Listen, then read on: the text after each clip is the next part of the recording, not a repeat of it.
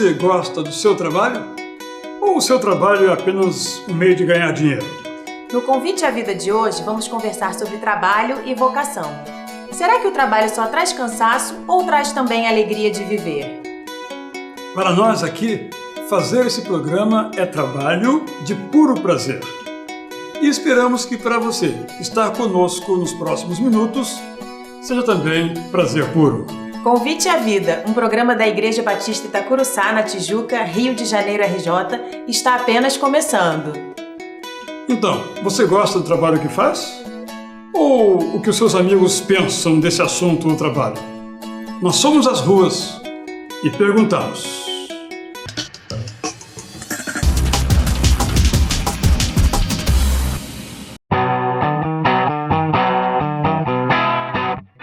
Como vigilante, essa profissão que a gente exerce é meio perigosa, mas graças a Deus gosto do que faço. Gosto muito. Como arquiteta, a gente pode adaptar o colégio para as crianças se sentirem melhor, poderem ter a área de lazer delas. E isso me dá muito orgulho de saber da felicidade deles. Gosto. Aqui eu só não trabalho com parte elétrica, eu trabalho também como pedreiro, com pintura. Então tudo que eu faço com amor, a profissão. Eu gosto muito do que eu faço, sou pedagoga e psicopedagoga e para mim trabalhar com criança é algo muito gratificante, porque a gente aprende o tempo todo com eles. É muito bom trabalhar com criança. Sim, gosto. Eu sou bombeiro militar há 22 anos e amo a profissão, tenho um apreço em estar ajudando o próximo. Aprecio muito e gosto muito do que eu faço.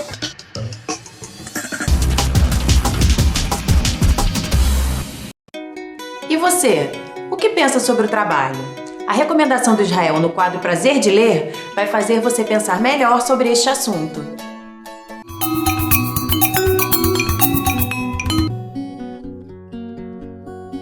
Como é que você considera o seu trabalho? Que significado tem o trabalho na sua vida, considerando que você passa no seu ambiente de trabalho a maior parte do seu tempo? Esse é um tema que tem crescido o número de livros que nos ajuda a refletir sobre a natureza, o significado, o problema, o desafio do trabalho. Hoje eu falo de 3 desses livros muito interessantes. Primeiro, Trabalho, Descanso e Dinheiro. O autor é Timóteo Carriker. Trabalho, Descanso e Dinheiro, da editora Ultimato. O título diz tudo. Esse autor, que é um teólogo, trabalha no Brasil há muitos anos, Trabalho, Descanso e Dinheiro, nele, Carriker trata exatamente de como relacionar essas 3 coisas tão angustiosas, digamos assim, como equilibrar trabalho com descanso. E quando é que o trabalho dá dinheiro e quando é que o dinheiro nos escraviza? Vale a pena ler o livro, então, de Timóteo Carriker. O outro livro que quero sublinhar nesta ocasião é um livro que eu gostei muito de ter lido, do Paul Stevens, titulado A Espiritualidade na Prática. E, de novo, Stevens, que é autor de um outro livro, A Hora e a Vez dos Leigos, também muito valioso, procura tirar a dimensão da espiritualidade dos lugares ditos sagrados e coloca na oficina, no escritório, onde as coisas acontecem. Então, é um livro de grande valor, A Espiritualidade na Prática. Mas eu quero falar hoje, mais particularmente, de um outro livro que tem um título bastante sugestivo. Adoro Segunda-feira. Vou ler um trechinho e você já vai entender onde o autor quer chegar. Na verdade, a ideia do que seja o trabalho tem sido muito distorcida em nossa cultura ocidental. Tal como acontece com muitas distorções em relação à norma bíblica, acabamos por associar o trabalho com algo enfadonho e fútil, e não com dignidade e realização.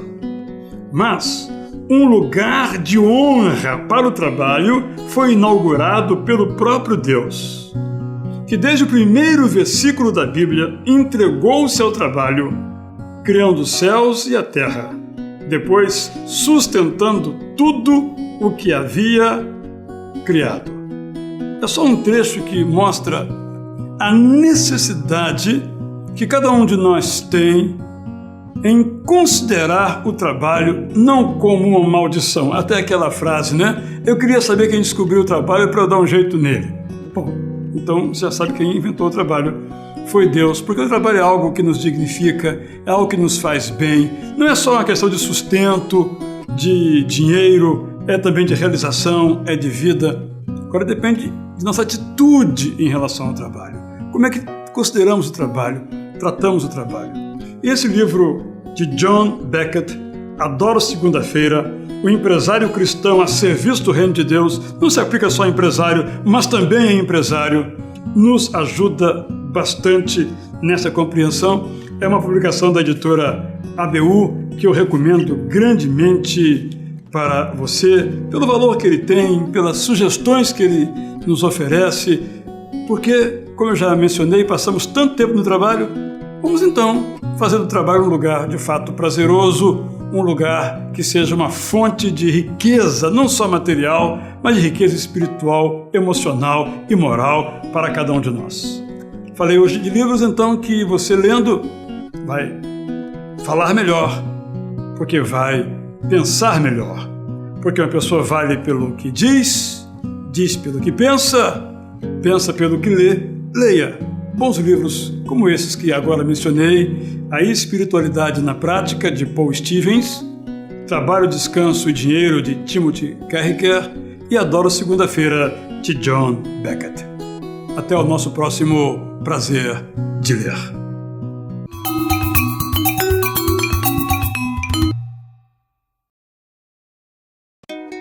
Quer ler este livro? Para concorrer a um dos 5 exemplares que iremos sortear aqui, basta responder a seguinte pergunta: você é feliz no seu trabalho? Entre em nosso site conviteavida.org.br e dê a sua resposta. Se preferir, escreva para nós. Nosso endereço é Praça Barão de Corumbá 49, 20510 170, Rio de Janeiro, RJ. Se quiser telefonar, anote o número, por favor.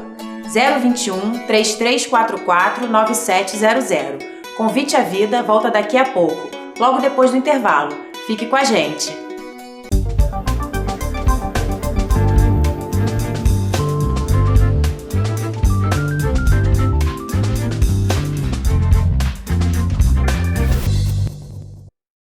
Escolher bem é saber construir o futuro. Colégio Batista Separ, localizado em uma imensa área verde no coração da Tijuca, conta com uma completa infraestrutura para possibilitar que nossos alunos possam vivenciar na prática o que precisam para transformar o mundo em um lugar melhor.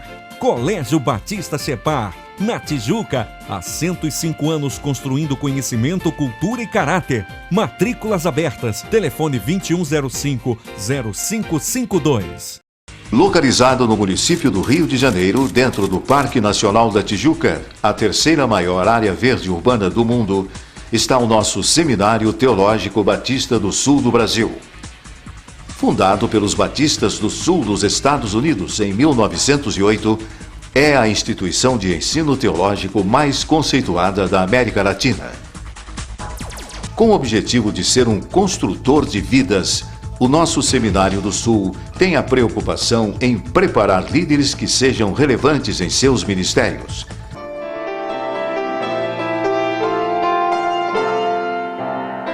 No curso de música sacra é oferecida uma série de cursos para os mais diferentes públicos.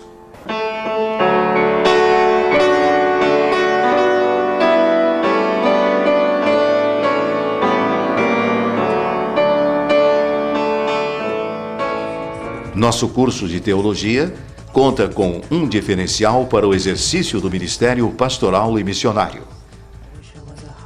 E para você que é líder ministerial e busca um aperfeiçoamento à distância, o Seminário do Sul disponibiliza cursos online.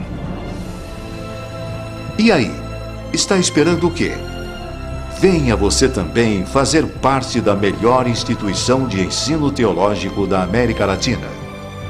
Seminário do Sul e Faculdade Batista do Rio de Janeiro. É o lugar onde se aprende a orar, pesquisar e liderar.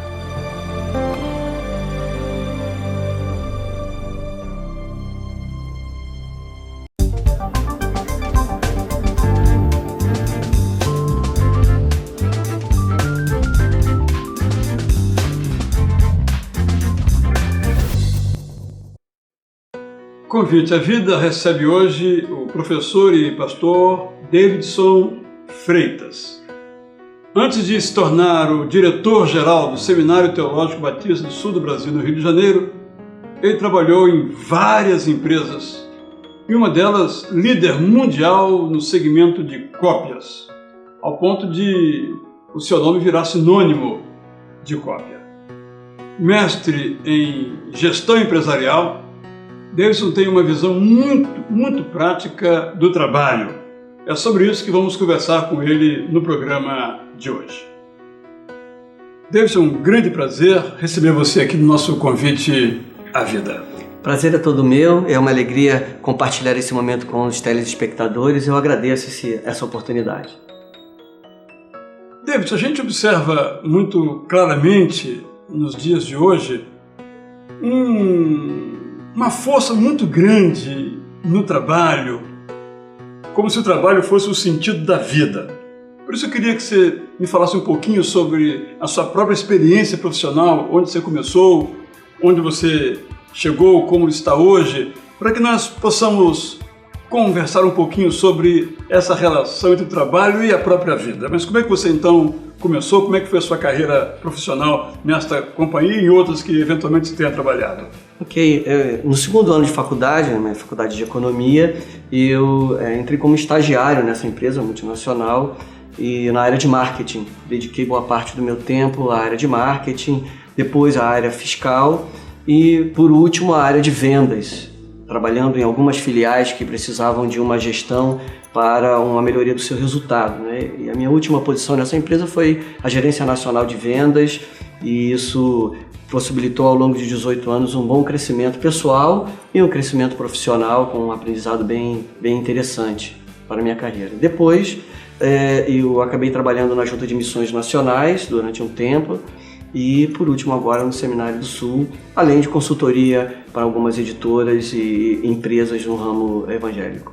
Então, no caso, você fez uma carreira, primeiramente voltada para o mundo empresarial em geral, e depois você acabou se dedicando ao mundo religioso e colocando em prática, imagino eu, os conhecimentos, experiências que você adquiriu ao longo desta experiência. Exatamente. Mas pensando um pouquinho, então, na sua própria carreira, você considera que você fez uma trajetória de sucesso na sua vida profissional. É verdade. Você assim se caracteriza? Considero que sim. Um crescimento que me possibilitou ao longo dos anos nessa carreira profissional é interessante e me fez crescer como pessoa também.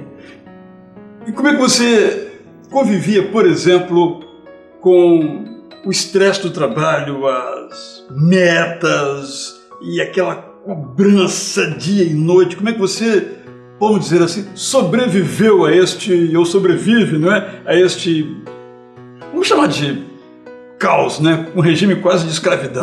É verdade. Nós vivemos uma realidade como essa no trabalho. Na verdade, o estresse faz parte da sociedade do nosso século.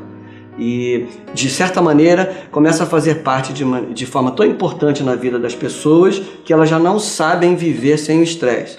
Isso pois que a gente vê quando as pessoas saem de férias, na segunda semana que estão em férias, com algumas exceções, é claro, elas já começam a sentir falta e se preocuparem com o que está acontecendo no ambiente de trabalho. Correm ao e-mail para checarem o que está acontecendo, ou no próprio tablet, e de forma a acompanhar a realidade do que está acontecendo no seu local de trabalho. O trabalho, na verdade, ele dá sentido à vida do ser humano. É difícil de conceber o ser humano sem a sua concepção no trabalho, porque é no trabalho que ele desenvolve a sua criatividade, ele explora a sua potencialidade, ele de alguma maneira estabelece o relacionamento com outras pessoas e se coloca em um contexto onde há hierarquia, há uma cobrança, e muitas vezes o indivíduo é movido por essa cobrança que ele recebe o tempo inteiro, né? O desafio de superar uma meta, ainda que tenha certeza de que ao superá-la vai receber uma meta um pouco maior. Isso faz parte do dia a dia dessa nossa sociedade de hoje. Mas você não acha que isso adoece um pouco as pessoas? Vou contar uma história assim, pessoal. Recentemente eu estive em Divinópolis, uma cidade do interior de Minas Gerais, uma cidade que está bombando, crescendo, cidade bonita. E eu fui comprar uns produtos de higiene pessoal, estava em viagem, e pasta de dente, sabonete, pente, essas coisas que eu tinha não levado. E quando eu fui pagar, esse é o ponto. Quando eu fui pagar, a moça me entregou um outro kitzinho. O senhor não acha que isso aqui é mais vantajoso, vai ser melhor para o senhor? Eu pensei um pouco e disse, não, vou levar isso que eu escolhi lá na gôndola. Aí paguei e disse, desculpe eu não ajudar você a bater a sua meta, mas... certamente ela tinha uma meta com aquele produto. Isso não adoece as pessoas? Sim, nós vivemos um momento onde está acontecendo a precarização do trabalho, ou seja, a exploração do trabalhador a fim de que ele faça mais do que aquilo que ele foi contratado para fazer. Esse é um fenômeno. Como isso se chama precarização. Precarização do trabalho. Tornar a coisa fora daquilo que foi combinado. Fora daquilo que foi combinado, exigir das pessoas que façam mais que aquilo que foi acordado no momento da contratação, ou mesmo que elas se submetam a uma condição um pouco mais difícil de trabalhar. Ao longo do tempo, as empresas aproveitaram uma realidade de alto índice de desemprego para submeter o trabalhador a algumas exigências adicionais para o seu dia a dia de trabalho. Isso incorporou a cultura da sociedade de hoje, e a gente pode ver o caixa que tem uma meta de vendas. Isso não acontece só em uma drogaria, isso acontece, por exemplo, no setor bancário, onde o caixa do banco ele tem uma meta, ele precisa vender um plano de capitalização, um título de capitalização, um seguro. Então, ele faz mais do que aquilo que ele foi contratado para fazer, especialmente com o crescimento do que nós chamamos do trabalho morto em detrimento do trabalho vivo. O trabalho morto é aquele desempenhado pelas máquinas. No caso do setor bancário, por exemplo, parte do que o caixa fazia migrou para os caixas eletrônicos, onde o próprio cliente faz o seu esforço de trabalho, sacando, pagando a conta ou pela internet. Isso migrou uma atividade dos caixas, por exemplo, para o próprio cliente do seu banco. E nós vivemos em uma comunidade, numa sociedade, onde as pessoas, então, para garantirem seu emprego, para crescerem, então, no seu posto de trabalho, precisam ter um pouco mais de atividade do que aquelas para as quais elas foram contratadas. Agora, na sua experiência, tanto pessoal quanto intelectual, como é que você relaciona trabalho e sentido da vida? Uma vez eu li uma entrevista há muitos anos no Pasquim, época do Pasquim ainda, em que o Dom Paulo Evaristo Arnes, o arcebispo de São Paulo, dizia que a missão da vida é o sentido da vida, isto é, uma vida sem missão não tem sentido. Mas se o trabalho ocupa tanto tempo da gente, às vezes não é a nossa missão. Como é que a gente pode tirar alegria, prazer, sentido da vida do trabalho? Acho que esse é um desafio. É um grande desafio, mas muitas vezes o trabalho dá sentido à vida, porque é através do trabalho, muitas vezes, que o indivíduo tem a possibilidade de migrar dentro da sua classe social. Ele encontra no trabalho a possibilidade de crescer, de amadurecer e de também cruzar e sair de um contexto para um outro economicamente, financeiramente melhor. E, na verdade, muitas vezes esse crescimento pessoal e profissional se torna a missão do indivíduo. E esse é um grande risco, porque, na verdade, cada um de nós precisa entender bem o significado da vida, qual a sua missão na família, na sociedade como um todo, na sua comunidade, não é? E esse entendimento da missão é que faz o indivíduo levantar de manhã e imprimir todos os seus esforços para cumpri-lo e voltar para casa ao final do dia com a sensação de missão cumprida. Eu concordo com a declaração e entendo que há um grande risco quando as pessoas dão ao trabalho todo o sentido da vida, porque existe muito mais do que isso, né? E elas se tornam, na verdade, escravas de si mesmas a partir do momento em que o trabalho se transforma na sua missão.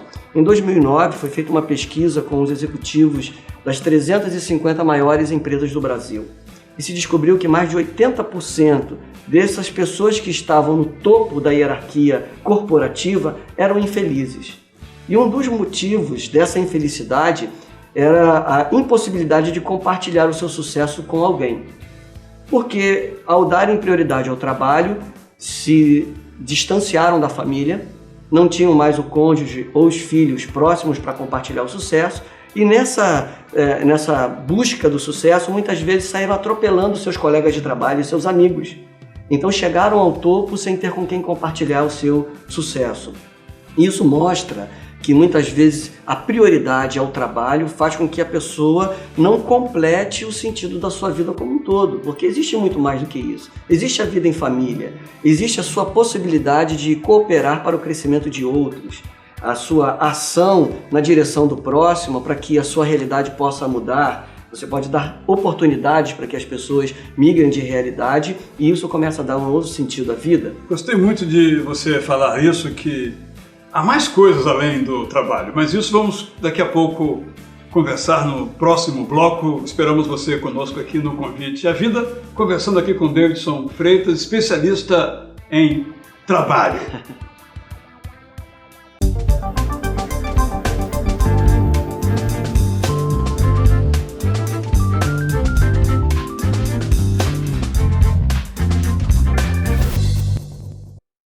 Universitários, missionários, músicos e teólogos. O que eles têm em comum? Para eles, conteúdo é tudo. Por isso, fazem parte da família Ultimato. Ultimato existe há 44 anos e é considerada a melhor revista cristã brasileira. Não é só uma leitura, é ouvir o chamado de Cristo a cada página. Para receber o conteúdo bíblico, assine Ultimato. Acesse nosso site e veja como é fácil ser assinante. Escolher bem é saber construir o futuro. Colégio Batista Separ, localizado em uma imensa área verde no coração da Tijuca, conta com uma completa infraestrutura para possibilitar que nossos alunos possam vivenciar na prática o que precisam para transformar o mundo em um lugar melhor. Colégio Batista Separ, na Tijuca, há 105 anos construindo conhecimento, cultura e caráter. Matrículas abertas. Telefone 2105-0552.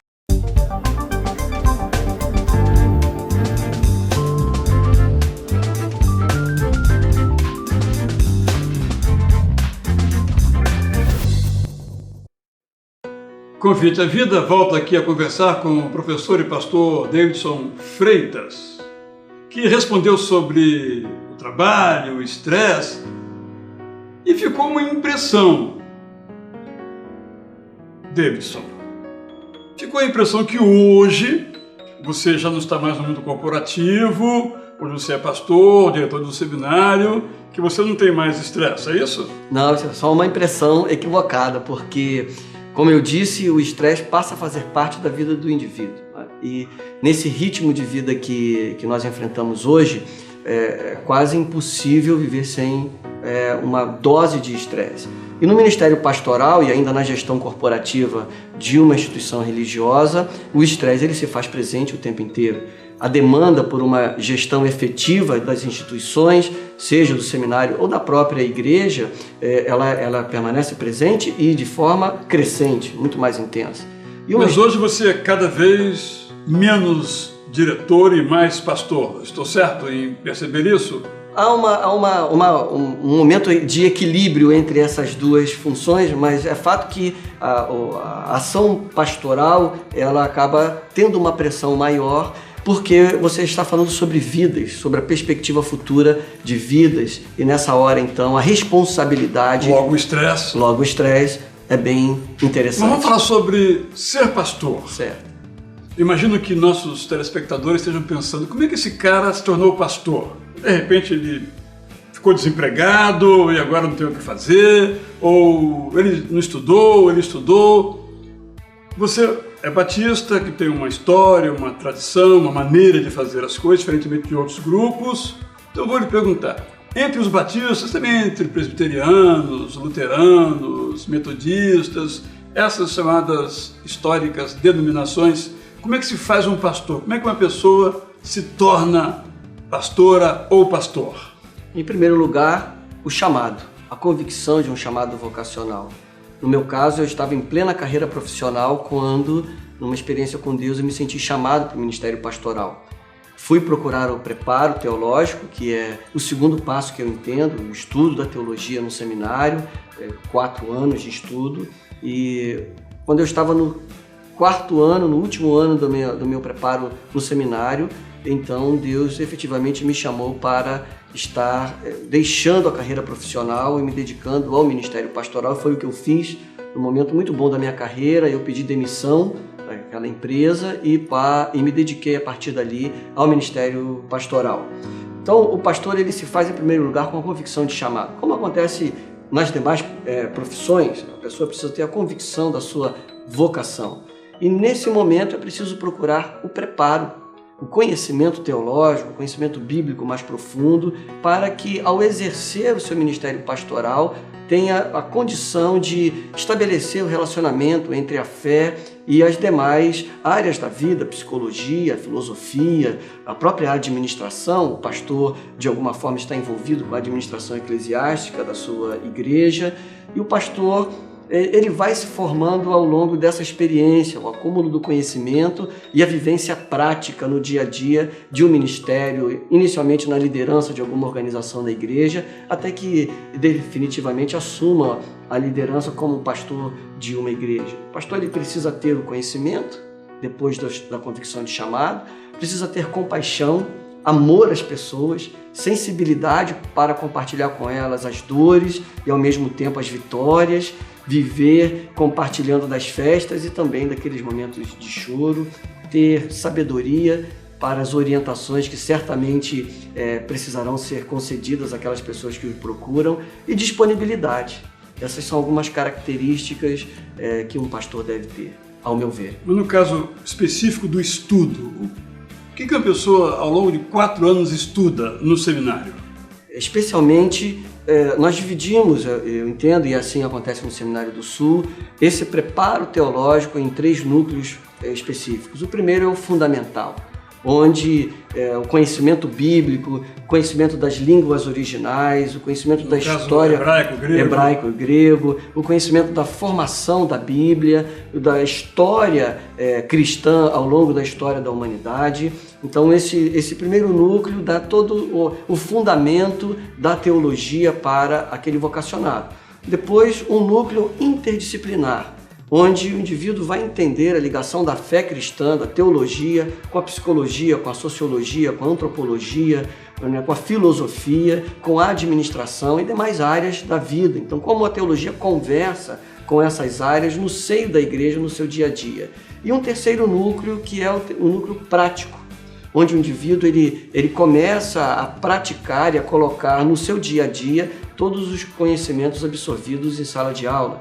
Então, esses 3 núcleos completam e, de alguma forma, preparam o vocacionado para o seu dia a dia no ministério pastoral, na liderança de uma comunidade, de uma organização religiosa. E esse preparo é imprescindível para que as pessoas que conviverão com esse vocacionado possam receber orientação e possam entender muito bem o relacionamento da sua fé. Então, no caso específico dos batistas e outros grupos assim mais tradicionais ou históricos, o curso é um curso superior. É um curso superior. E eu tenho observado também que algumas instituições hoje são legalmente pelo MEC credenciadas, autorizadas. Exatamente. Isso foi tranquilo ou há grupos que resistem, acham que o governo está interferindo nas escolas, ou realmente há uma interferência, ou a escola continua com a sua característica? Como é que está esse movimento hoje? Sim, surgiu um folclore acerca do reconhecimento pelo MEC do curso de teologia. Alguns pensam que esse processo faz com que o governo interfira efetivamente na estrutura do curso, mas isso não é uma verdade. O MEC define apenas 40% das disciplinas da grade curricular. Todo o restante, 60%, eles podem estar diretamente conectados à confissão doutrinária da instituição de ensino. E, na verdade, essas disciplinas, elas são disciplinas, como disse, aquelas que estão ligadas de alguma forma com a teologia e que então não afetam em nada a confessionalidade da casa. O processo de reconhecimento pelo MEC, do curso de teologia, é hoje um caminho sem volta. As instituições que desejam usar o título de formação de bacharéis em teologia precisam trilhar esse caminho do reconhecimento pelo MEC. É uma mudança na forma de gerir o curso, mas... Para melhor, né? Para melhor, eu entendo, porque com os parâmetros definidos pelo MEC, o nível de qualidade que se oferece no curso tende a melhorar significativamente. Não só o preparo dos docentes, mas também toda uma infraestrutura que deve ser oferecida ao aluno em cerca de biblioteca, acesso à internet, laboratórios de informática, linhas de pesquisa e tempo para pesquisa, a fim de aprofundar os conhecimentos daquele que se apresenta para o preparo teológico atualmente. Agradeço muito, David, a sua participação aqui no nosso convite à vida. Em nome dos nossos telespectadores, registro aqui então a minha palavra de apreço por esses esclarecimentos tão valiosos sobre o tema trabalho e vocação. Eu agradeço já ao convite, agradeço aos telespectadores por nos acompanharem nesse momento aqui. Muito obrigado a todos. Convite à Vida volta daqui a pouco, esperando contar com a sua participação conosco. Gostou da entrevista com o professor Davidson? Você concorda com ele? Deixe seu recado em nosso mural. Acesse conviteavida.org.br e participe. No mesmo site, você pode concorrer a um dos exemplares do livro Adoro Segunda-feira, que vai mexer com seus conceitos sobre trabalho. Se for melhor, escreva. Nosso endereço é Praça Barão de Corumbá 49, 20510 170, Rio de Janeiro, RJ. E o nosso telefone no horário comercial é 21 3344 9700. Temos muitos quadros ainda para você continuar conosco. Vamos levar você a um lugar super interessante ao qual você talvez nunca tenha ido. Vamos acompanhar o que os missionários batistas estão fazendo pelo mundo. Vamos ouvir o pastor Israel falando. Adivinha sobre o quê? Trabalho. Voltamos já!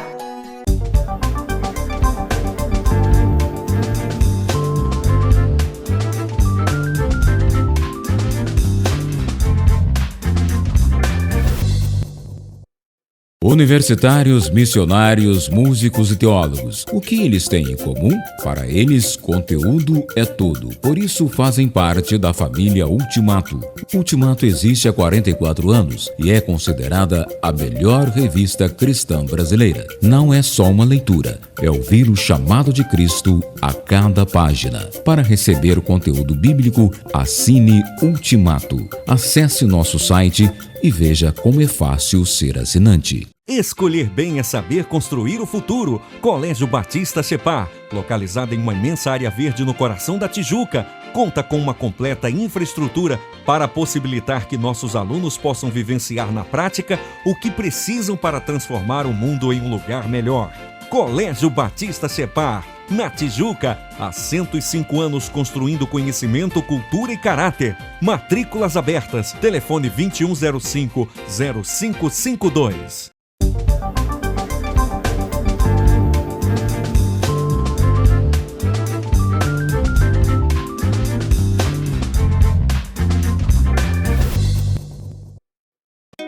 Estamos de volta com o Convite à Vida. E vamos logo chamar Rogério Anachev falando sobre algum lugar do mundo, daqueles que deixam todos loucos por viagem.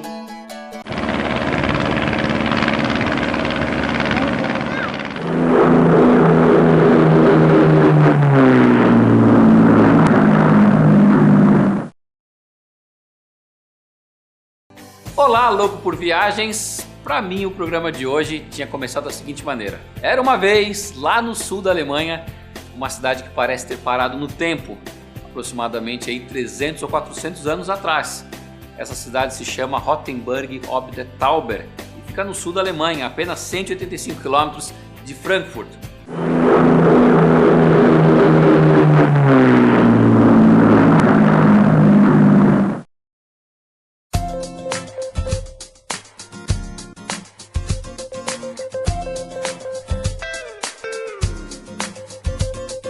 Atrai turistas todos os anos por ter conseguido preservar as construções desde a época medieval. Nessa cidade vive um pouco mais de 10 mil habitantes e ela é uma das paradas obrigatórias para quem vai fazer a rota romântica entre as cidades de Wurzburg e Füssing. Na minha opinião, é a cidade medieval mais bonita que eu já conheci na minha vida. Como a cidade é bem pequena, a melhor dica aí é você fazer tudo caminhando, porque as ruas são muito estreitas e também não tem lugar para você praticamente estacionar seu carro. Por causa da posição geográfica de Rottenburg, ela fica um pouco aí acima do rio. O abastecimento da água era uma coisa muito complicada naqueles dias. Por essa razão, quando você andar por lá, você vai ver cerca de 40 fontes espalhadas pela cidade.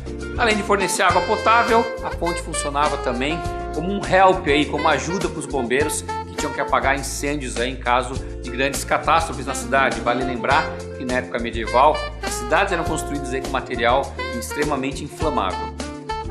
A fonte de São Jorge, que foi construída em 1606, é a maior das fontes e fica na Praça do Mercado, que é a principal da cidade. A fonte tem uma profundidade de 8 metros e uma capacidade de até 100 mil litros. A prefeitura, que também está nessa praça, é a construção mais imponente, que mistura o estilo gótico e o estilo renascentista. É interessante também você conhecer algumas igrejas. Além das igrejas, o Museu Criminal Medieval e o Jardim do Castelo, que fica aí no lado sul da cidade. Desse lugar você tem uma vista muito bonita ali de uma ponte bem interessante na cidade. Se você gosta de Natal, a principal loja da rede Kate Wolfart, que tem 10 lojas espalhadas lá pela Alemanha, se encontra também em Rothenburg e é a maior de todas que você pode encontrar. Eu nunca na minha vida inteira visitei uma loja tão interessante. Você tem velas de decoração para árvores, quebra-nozes, presépios, árvores de Natal, aqueles enfeites que tem de bola que você vira e fica com neve. Tudo que você puder imaginar relacionado ao Natal, você vai encontrar nessa loja. A cidade é cheia de atividades culturais durante o ano todo, mas o que mais atrai o interesse aí dos turistas acontece no mês de setembro, porque nessa época do ano o pessoal lá fica todo trajado a caráter como na época medieval. Imagina que interessante você andar pela rua e ver séculos de história caminhando ao seu lado. A cidade também tem excelentes restaurantes, lá você não pode deixar de experimentar linguiça, que ela é muito típica da região, e também que são umas massas, é tipo fatias de massa frita que se torna uma bola. Então ele põe um recheio de chocolate meio amargo, de maracujá, de canela, enfim, vários sabores maravilhosos. Uma outra dica é que existem visitas guiadas pela cidade durante a noite. Elas são oferecidas aí do mês de abril a outubro, para turistas ou individualmente, para grupos, não importa, você pode fazer essa visita sem custo nenhum. A duração mais ou menos aí de 1h30 e é um passeio que realmente vale muito a pena. Você não precisa de visto para ir para a Alemanha, apenas o seu passaporte válido. Existem 2 voos diretos para a cidade de Frankfurt, que fica aí, como eu já disse no início do programa, a 185 km da cidade de Rothenburg. Um desses voos é com a TAM, nossa querida TAM, companhia brasileira, e o outro com a companhia alemã, a Lufthansa. Se você quiser conhecer um pouco mais sobre Rothenburg, não deixe de visitar loucoporviagens.com.br. Semana que vem eu tô de volta e não se esqueça que dentro de nós sempre vai existir um louco por viagens.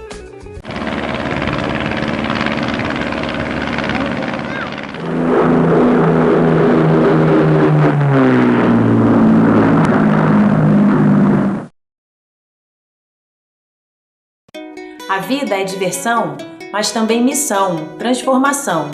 E é isto que fazem os missionários da Junta de Missões Mundiais da Convenção Batista Brasileira. Vamos nos inspirar com eles agora!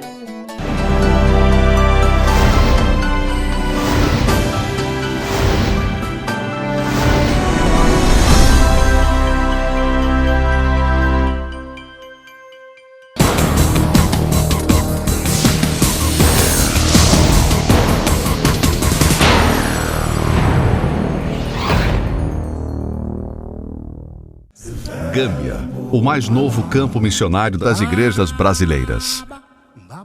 É o Evangelho da Graça de Deus chegando a mais uma nação africana. Enviadas em outubro de 2010, as missionárias Edna Ferreira Dias e Luciana Marins são agora a minha voz, a sua voz, levando esperança aos povos que ali vivem. Gâmbia tem uma população de 1.700.000 pessoas, divididas em várias etnias. São mandingas, fulanis, wolofes, jolas, entre outras. O evangelho chegou 200 anos atrás com os anglicanos e metodistas, mas pouco resultado foi alcançado.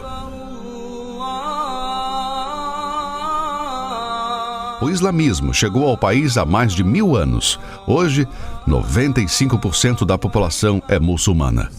Os 5% restantes são considerados cristãos, mas a maioria é de estrangeiros da Nigéria, Serra Leoa e Gana. O grande desafio agora é mostrar que Cristo veio para os gambianos também. São muitos povos carentes vivendo nessa nação onde o sincretismo religioso é forte. As pessoas vão à igreja, mas nem sempre abandonam seus deuses, como destaca o pastor gambiano Jorge Indiai. As pessoas praticam o animismo. Elas fazem oferendas aos ídolos e isso se tornou cultural. Mas independente de ser cristã ou muçulmana, ela permanece com as práticas tradicionais.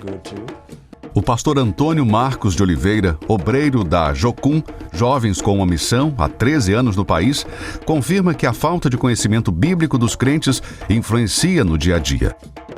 Ele vai para a igreja, ele assiste o culto no domingo pela manhã e no domingo à tarde ele tem uma dor de cabeça, ele não vai para o pastor pedir uma oração, ele vai para o feiticeiro para pegar um feitiçozinho. Então essas práticas elas estão entrelaçadas em todos os segmentos da sociedade. A maioria dos evangélicos está concentrada num raio de 50 quilômetros da capital. São cerca de 150 em todo o país, divididas em 15 denominações, com extrema necessidade de pastores preparados para ensinar a palavra com firmeza. Muitos líderes eles foram simplesmente colocados como líderes, eles não teve nenhum processo de trabalho, de caráter, de compromisso com Deus, de consciência limpa, de temor do Senhor. Então hoje os pastores chegam para nós e dizem, nós daqui precisamos disso.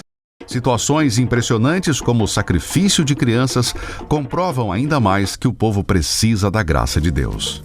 Apesar da predominância do islamismo e do animismo, Gâmbia ainda é um país aberto ao evangelho. Precisamos agir enquanto é tempo. Participe da evangelização do povo de Gâmbia.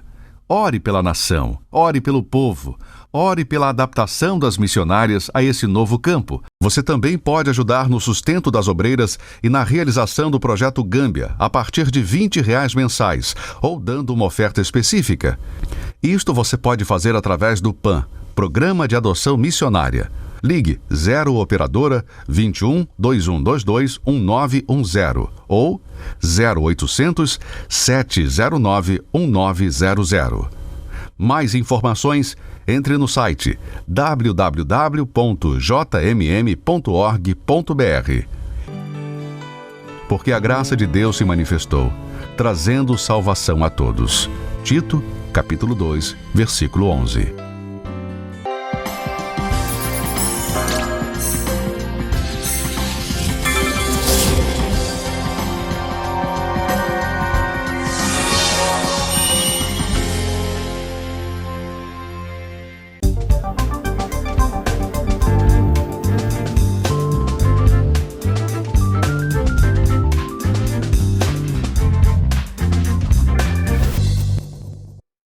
Escolher bem é saber construir o futuro. Colégio Batista Separ, localizado em uma imensa área verde no coração da Tijuca, conta com uma completa infraestrutura para possibilitar que nossos alunos possam vivenciar na prática o que precisam para transformar o mundo em um lugar melhor.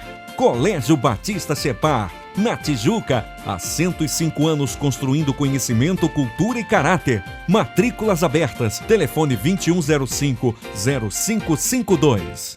Localizado no município do Rio de Janeiro, dentro do Parque Nacional da Tijuca, a terceira maior área verde urbana do mundo, está o nosso Seminário Teológico Batista do Sul do Brasil. Fundado pelos batistas do sul dos Estados Unidos em 1908, é a instituição de ensino teológico mais conceituada da América Latina. Com o objetivo de ser um construtor de vidas, o nosso Seminário do Sul tem a preocupação em preparar líderes que sejam relevantes em seus ministérios.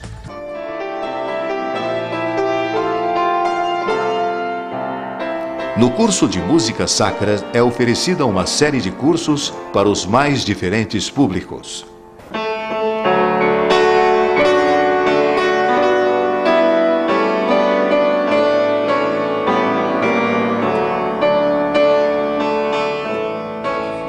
Nosso curso de teologia conta com um diferencial para o exercício do ministério pastoral e missionário.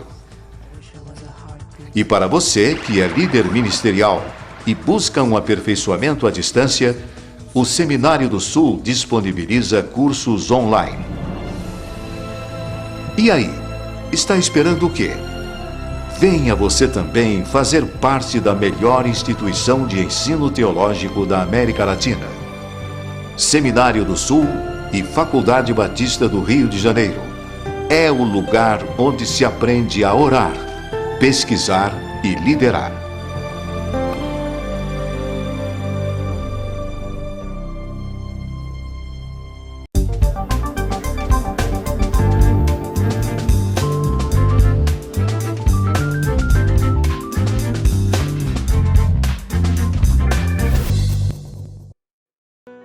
Não podemos permitir que a cultura nos escravize e nos afaste de Deus. A Bíblia é muito clara a este respeito e temos várias instruções para que tomemos todo o cuidado para não sermos levados.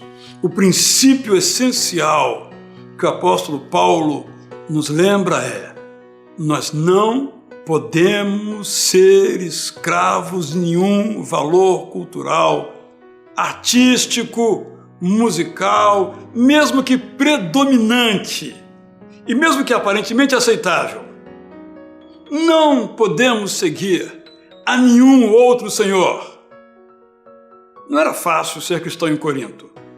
A religião pagã dominava todas as áreas. Os prédios, as aulas, os esportes, as atividades profissionais, todos estavam impregnados de paganismo. Então Paulo diz, vocês podem continuar sendo romanos, exceto quando for a experiência de ser romano algo que lhe exija uma lealdade completa que só devemos a quem nos comprou, que é Jesus Cristo. Naquela época, um cristão não podia ser professor, porque a escola ensinava o politeísmo como verdade, e um cristão não podia fazer isso. Hoje também não é fácil ser cristão. O secularismo domina todas as áreas. Deus foi expulso. Mesmo onde Deus parece que permanece sob a forma, por exemplo, de um crucifixo num tribunal, é apenas uma herança cultural sem um valor existencial e espiritual. A vida da maioria das pessoas gira em torno de prestígio, poder e dinheiro. Por isso a corrupção se tornou um estilo aceitável de vida. A sonegação é algo natural. As pessoas dizem que só não sonega quem não consegue. Essa linda palavra, política, que é a arte de viver em sociedade, tornou-se quase um palavrão, uma palavra impronunciável. Tornou-se um território onde os bons não querem estar, para a alegria dos maus, que dominam a política. Expressões como soberania de Deus, propósito de Deus, misericórdia de Deus, sobrevivem apenas nos cultos cristãos. E mesmo aqueles que afirmam essas palavras, muitas vezes têm dificuldade de afirmá-las no seu dia a dia. Então o apóstolo Paulo nos lembra que fomos chamados para viver diante de Deus precisamente nesse tempo e não em outro. Precisamente nesta sociedade e não em outra. O que aprendemos claramente é que devemos viver como pessoas que só tem um dono, um Senhor, Jesus Cristo. Só viveremos segundo esse princípio quando estivermos lembrados que Cristo nos comprou com o seu próprio sangue. Nós então vamos perceber com essa visão que nós custamos caro para Deus. Nós custamos a vida de Jesus, o seu Filho. Nós não pertencemos ao mundo em que vivemos. Nós pertencemos a Cristo. Mas às vezes nós tanto nos envolvemos com a sociedade em que estamos que parecemos pertencer a essa sociedade. Como disse Jesus, estamos no mundo, mas não somos do mundo. Na verdade, nós somos de Cristo. Há muitos senhores desejosos de nos escravizar, para que façamos a cultura girar a favor deles. No entanto, nosso compromisso é fazer a cultura girar em direção a Deus. O sentido de nossa vida é obedecer a Jesus Cristo e desfrutar da presença de Deus no tempo, esse nosso tempo, o tempo em que vivemos. O trabalho quer nos escravizar. Por isso, nossa frase deve ser esta: a minha vida não é este emprego. A minha vida é obedecer a Jesus e desfrutar da presença de Deus no mundo do trabalho. A escola quer nos escravizar, mas nós não nos deixaremos escravizar pela escola. O desejo de entrar para uma universidade pública é legítimo, se esta for a meta de um cristão. Passar de ano todos os semestres com média elevada é um desejo louvável. E bom seria que nossos adolescentes e jovens jamais se contentassem com médias inferiores a 8. No entanto, os fins não podem justificar os meios, porque nosso fim é obedecer a Jesus Cristo e desfrutar da presença de Deus. A ciência quer nos escravizar, mas nós temos que dizer a ela que nem tudo que pode ser feito deve ser feito.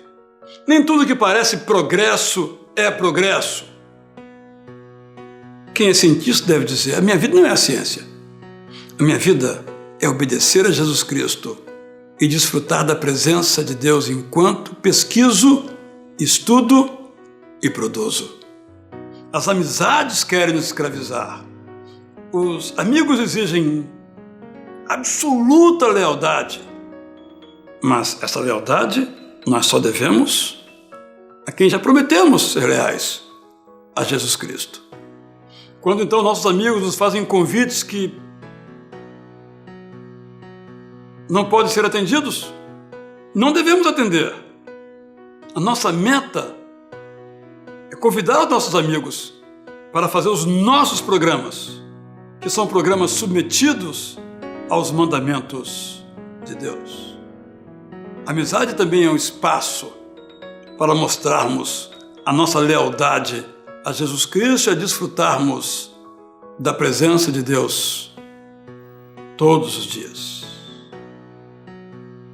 Nossa oração deve ser a seguinte: ó Senhor, a nós que nos chamamos brasileiros, nesse tempo em que não compreendemos todas as coisas, algumas até mesmo não aceitamos, ajuda-nos a discutir os caminhos, a discernir entre tantas possibilidades a serem trilhadas. Senhor, tudo parece tão natural, tão legítimo, tão normal, que às vezes te rogamos que nos venhas orientar para que possamos fazer as escolhas que não nos escravizem, porque nós te pertencemos, Senhor. O Senhor nos chamou para viver nesse tempo, Então nós te pedimos coragem para conviver com o que nós não podemos mudar e mudar o que nós precisamos mudar, seja qual for o preço a ser pago. Venha, Senhor, nos fortalecer para que possamos te entregar cada passo da nossa vida. Tu nos chamaste para viver neste lugar, então nós te pedimos a alegria de te servir, de modo que possamos desfrutar de tua presença todos os dias conosco. Venha, Senhor, nos cobrir com a tua graça, graça que proteja, desafie e capacite. Queremos ser completamente teus. É isso que te pedimos, em nome daquele que nos comprou, Jesus Cristo, o teu Filho, nosso Senhor, Salvador e amigo. Espero que você queira dizer amém a esta oração. Chegamos ao final do nosso convite à vida de hoje. Semana que vem, se Deus nos permitir, tem mais. Espero que tenha gostado e que também deseje concorrer ao livro que estamos sorteando. O livro é Adoro Segunda-feira, de John Beckett. Vamos sortear 5 exemplares entre os que responderam a seguinte pergunta: você é feliz no seu trabalho? Entre agora em nosso site conviteavida.org.br e responda. Se quiser telefonar, ligue no horário comercial para 021 3344 9700 ou escreva Programa Convite à Vida, Praça Barão de Corumbá 49, 20510 170, Rio de Janeiro, RJ. Fique no compasso da graça de Jesus, aquele que ainda trabalha por nós. E o meu desejo para você é que você reconheça que é inútil trabalhar pela sua família se Deus não for o construtor da sua casa. Para tanto, que o Deus, Pai de Jesus Cristo, esteja sempre presente na sua vida, desde a hora de você acordar até se deitar, e que Ele guarde a sua entrada e a sua saída todos os dias da sua vida.